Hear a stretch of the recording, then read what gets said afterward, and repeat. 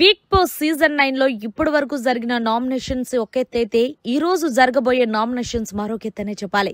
ఇక అసలు విషయానికి వచ్చేస్తే బిగ్ బాస్ 7వ వారానికి సంబంధించిన నామినేషన్ ప్రక్రియ స్టార్ట్ చేశాడు. అయితే ఈ నామినేషన్స్ బిగ్ బాస్ హౌస్ నుంచి ఎలిమినేట్ అయిన కంటెస్టెంట్స్ ని హౌస్ లోకి పంపించి హౌస్ లో ఉన్న కంటెస్టెంట్స్ ని నామినేషన్ చేయించాడనే చెప్పాలి. ఇక అసలు విషయానికి వచ్చేస్తే శ్రీజ డెమోన్ పవన్ ని నామినేషన్ చేస్తూ చెప్పిన రీజన్ ఏంటి అంటే, డెమోన్ పవన్ అసలు నువ్వు చాలా సింపతి గేమ్ ఆడుతున్నావేమో అనిపించింది. నీ గేమ్ నువ్వు ఎక్కడా ఇంకా కనిపించలేదు.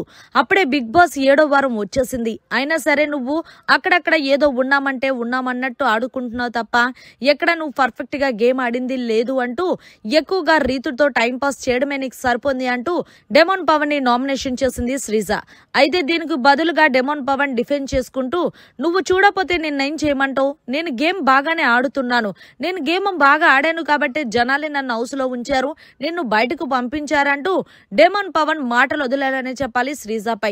అయితే శ్రీజ నంది, అన్ని రోజులు అలా జరగవు కదా, నేను అదే చెప్తున్నాను, నీ గేమ్ జనాలకి ఇప్పటికే చిరాకు వచ్చింది, ఇంకొంచెం చిరాకు వస్తే గనక నాలాగే నువ్వు బయట ఉండేవాడివి అంటూ గట్టిగానే ఇచ్చుకుంది.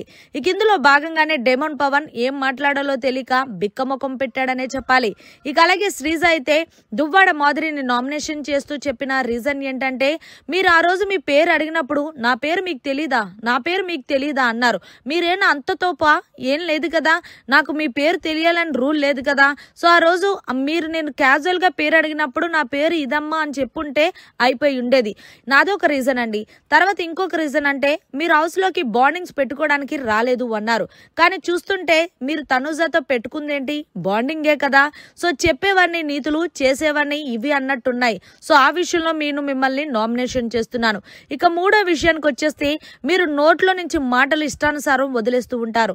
రీతుని తాట తీస్తాను, జుట్టు పట్టుకొని కొడతాను, ఇలాంటి మాటలు మీరు మనిషి ఎదిగారు కానీ అలాంటి మాటలు మాట్లాడకూడదనని నాకు అనిపించింది. సో ఈ 3 పాయింట్ల మీదే నేను మిమ్మల్ని నామినేషన్ చేస్తున్నాను అంటూ దువ్వాడ మాధురికి శ్రీజ గట్టిగా ఇచ్చుకుందనే చెప్పాలి.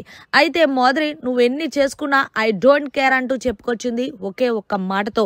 మరి శ్రీజ లోపలికి ఎంట్రీ ఇచ్చి మరి డెమోన్ పవన్ ని అలాగే దువ్వాడ మాధురిని నామినేషన్ చేసిన పాయింట్ కరెక్ట్ అనుకుంటున్నారా లేదా అనేది కమెంట్ చేయండి.